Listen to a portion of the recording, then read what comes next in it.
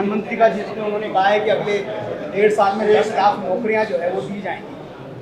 देखिए, देश के प्रधानमंत्री को परेशानी शुरू हो गई जब असदुद्दीन ओवैसी अपने भाषण में भूज में मैंने उन्हीं के एक सांसद श्री वरुण गांधी का डेटा को जनता के सामने रख दिया कि केंद्र सरकार के पास 55 लाख से ज़्यादा सैंक्शन पोस्ट के वैकेंसीज़ है। तो फ़ौरन प्रधानमंत्री को लगा कि अब असल मुद्दे पे ये लोग बात कर रहे हैं, इसीलिए प्रधानमंत्री ने हड़बड़ाहट में ये ऐलान कर दिया कि 2024 तक 10 लाख नौकरियां दी जाएंगी, यानी हर साल 5-5 लाख नौकरियां। हम देश के प्रधानमंत्री से पूछना चाह रहे हैं, क्या है ये सच नहीं है कि आपने 2014 में देश से कहा था कि मैं हर साल 2 करोड़ नौकरियां दूंगा, तो 8 साल में तो 16 करोड़ नौकरियां आपको देना था, आप भूल गए उसको। और अब आप कह रहे हैं कि मैं 24 में, क्योंकि चुनाव आ रहा है पार्लियामेंट का, और राजस्थान का, मध्य प्रदेश, छत्तीसगढ़ का चुनाव है, गुजरात का, आप कह रहे हैं कि मैं 5-5 लाख नौकरी दूंगा।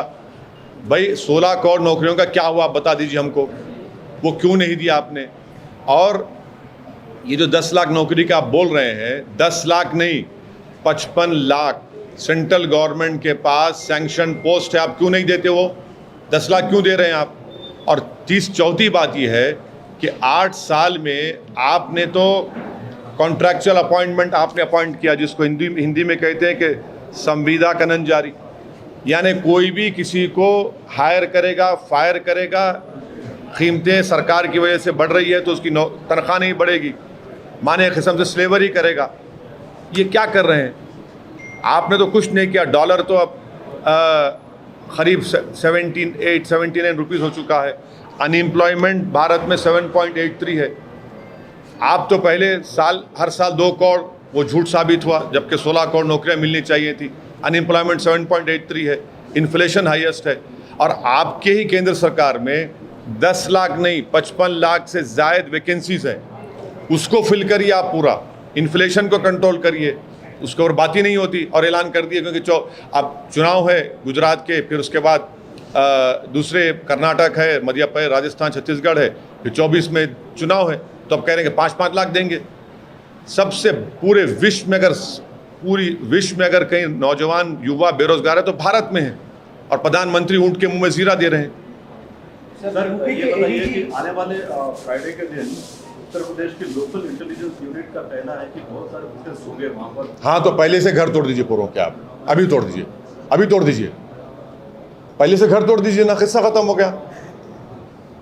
क्या वो जरूरत ही नहीं है आपको, आप घर तोड़ दीजिए। उत्तर प्रदेश के चीफ मिनिस्टर तो सुपर चीफ जस्टिस बन चुके हैं, वो खुद अपनी अदालत में किसी को कन्विक्ट करेंगे और घर तोड़ देंगे। अभी से घर तोड़ दो आप। रूल ऑफ लॉ को तो बर्बाद कर रहे हैं आप। जो घर तोड़ा गया आफरीन फातिमा का, वो तो उसकी माँ के नाम पे था। आपने झूठी नोटिस दी, आपने झूठा कहा कि पहले नोटिस दी। आपको कोई इख्तियार ही नहीं है घर तोड़ने का। अगर है हिम्मत, भाजपा वाले तोड़ना टिनी का घर, क्यों नहीं तोड़ते आप? उस पर तो 5 लोगों की हत्या का इल्ज़ाम है, सुप्रीम कोर्ट ने बेल कैंसिल की। ये खुली नफरत की मिसाल है मुसलमानों के खिलाफ, ये खुली नफरत की मिसाल है। कलेक्टिव पनिशमेंट भारत के मुसलमानों को दे रहे हैं भाजपा वाले, और पुलिस स्टेशन में ले जाकर पुलिस लठों से मारती है, और भाजपा का एमएलए बोलता है रिटर्न गिफ्ट है। हाथ तोड़ देते हैं, बच्चों के पैरों पे, सरों पे मारते हैं। ये पुलिसिंग है आपकी, ये आपका ह्यूमन राइट्स का ये मामला है आपका। अरे आप अरेस्ट करिए, कोर्ट में कन्विक्शन दिलाइए अगर आपका सबूत है तो। और झारखंड में आपने 15 लोगों पर गोली चला दी, 2 मुसलमान बच्चों की हत्या कर दी, एक के जिस्म में 6 गोलियां। क्या हो रहा है ये?